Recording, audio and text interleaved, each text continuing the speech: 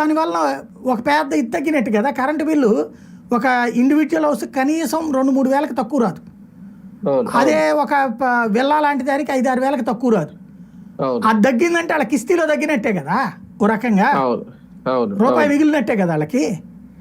అది మీకు ఇదిగోయా నేను ఇంత మంచి చేస్తున్నాను విజన్ అంటే అది.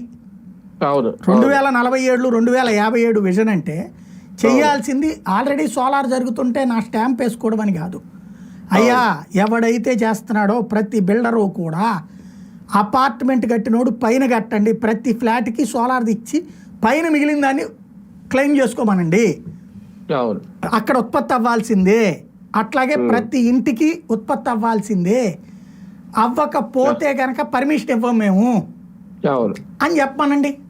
ఇప్పుడు ఉన్నోళ్ళకందరికీ లోన్లు ఇప్పించండి.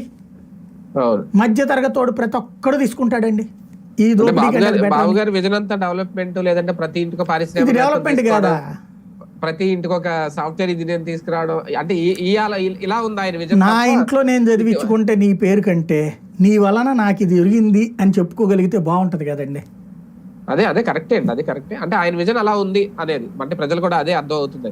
కానీ ఒక్కసారి ఈ ఉద్యమాలు, ఈ ధర్నాలు, ఈ నిరసనలు కూటమి ప్రభుత్వాన్ని భయపెడుతున్నాయా? నిజంగా వైసీపీ ఆ విషయంలో ఏమైనా సక్సెస్ అవుతుందా? ఎందుకు ఈ మాట అంటున్నారంటే ఒక పక్క ఈ ఉద్యమాలు చేస్తుంటే మన పింఛన్లకు సంబంధించో లేదంటే ఇప్పుడు తగ్గిపోతున్నాయి,